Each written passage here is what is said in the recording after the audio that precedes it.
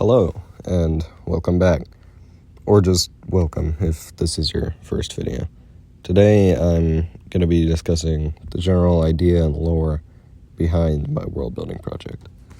I don't have a name for the project yet, or the world itself, but that is a thing that I am working on currently.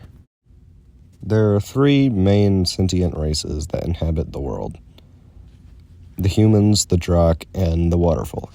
Humans in the world are generally viewed in a bad way. The peaceful waterfolk think that humans are selfish and violent, and the Dracadian Empire thinks they're better than everyone else. And they hate humans simply on the premise that they're foolish and weak. Despite this, humans are the only ones able to suppress the violent nature of the Drakh Empire, and this is almost impossible for them. The Dracadian Empire is made up of a species known as the Drakh. The Drakh are reptilian humanoids, on average standing around a head taller than most humans, with similar proportions. Their bodies are covered in scales, and their heads resemble that of a lizard. There are multiple subspecies that resemble anything from iguanas, geckos, salamanders, and bearded dragons. However, the most common species is the raptor.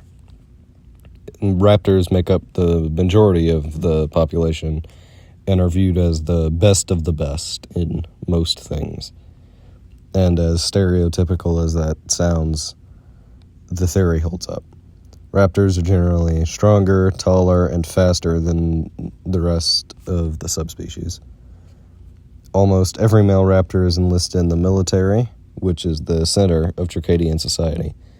This leaves most of the agricultural work to other subspecies. The Dracadian Empire has gathered quite the reputation for war and violence, and they are very proud of it, and they fly their flag whenever they have the chance. The humans in this world are very complicated, as they are the only sentient species to have more than one nation, so they'll get their own video to talk about them. The name waterfolk is a play on words that I came up with, combining folk, as in people, and waterfowl, because they are duck people. Their bodies are covered in silky, waterproof feathers, and they have the head of a duck. Like the Drakh, there are multiple subspecies of waterfolk, some of the more prominent ones being the greenhead mallard folk, resembling mallard ducks, the swampland whistlers, who look like whistling ducks, and the goosefolk, who live in the center of the lake. The waterfolk territory is made up of small villages surrounding the large and so far unnamed lake that sits in the center of the known world. They also lay claim to the marsh that lies to the north of the lake. There are two islands in the center of the lake, one of which houses the goosefolk. The other is the center of waterfolk religion. On the island, there was once a population of swanfolk who have now gone extinct.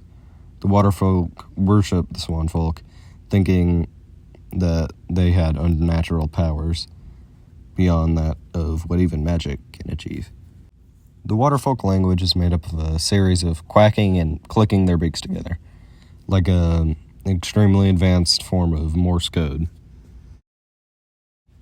While each nation has its own language, they do tend to speak their own. Most humans only speak one language, but they can understand the quacks and clicking made by the waterfolk.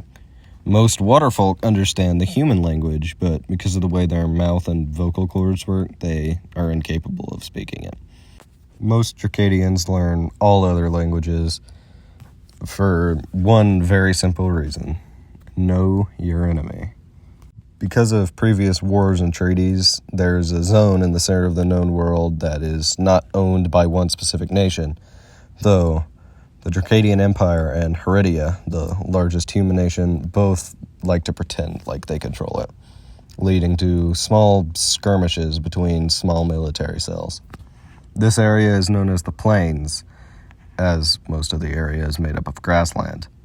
Despite the sparse fighting, the plains are relatively safe, and they're a fairly empty area. There aren't many villages, and those that are there aren't on many maps. While Heredia attempts to lay claim to the plains, they have no actual presence there as far as the military goes. Dracadia, on the other hand, has constant patrols through the plains and the wilderness that lie to the south.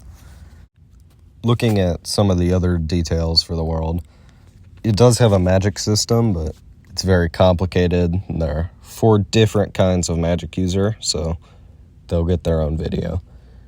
There's another half to the world's main continent that has not yet been discovered by any of the inhabitants. This half is full of harsh climates and dangerous wildlife. The canyons are too tall to climb over, and so are the mountains, and the mist plains are also impassable. This is why no one has ever made it to the other side. Anyone who's tried to sail around has mysteriously disappeared, so no one tries anymore. This is all essentially from Heredia's perspective, because their back is to the mountains, so the other nations don't really know how large Heredia is. I am very happy with the project so far, and there's much more on the way, but this is all the time I have for now, so hopefully I'll see you next time.